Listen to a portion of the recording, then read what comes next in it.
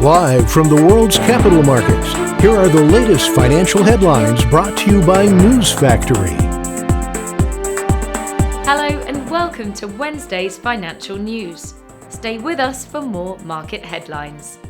The dollar-yen pair made a minor upwards correction in the last session, rising 0.2%. According to the CCI, we are in an overbought market. The Bitcoin-dollar pair gained 1.5% in the last session after rising as much as 3.5% during the session. The stochastic indicator is giving a negative signal. The gold-dollar pair exploded 2.0% in the last session.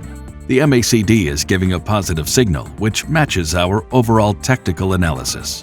The oil-dollar pair exploded 2.7% in the last session. The MACD is giving a positive signal. Coming up, the choices from our chief analyst for today.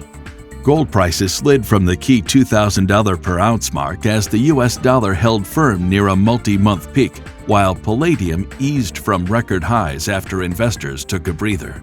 The euro was pinned near a 22-month low as the situation in Ukraine darkens Europe's economic outlook, while commodity currencies took a breather in their weeks-long rally.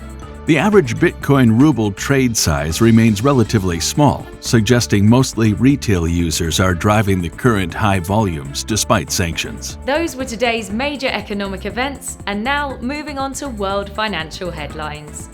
The U.S. MBA mortgage applications will be released at 1200 hours GMT. The U.S. JOLTS job openings at 1500 GMT. The French non-farm payrolls at 0630 GMT. The Austrian trade balance will be released at 0800 GMT. Japan's producer price index at 2350 GMT. Japan's machine tool orders at 0600 GMT. We hope that you've enjoyed Wednesday's market outlook.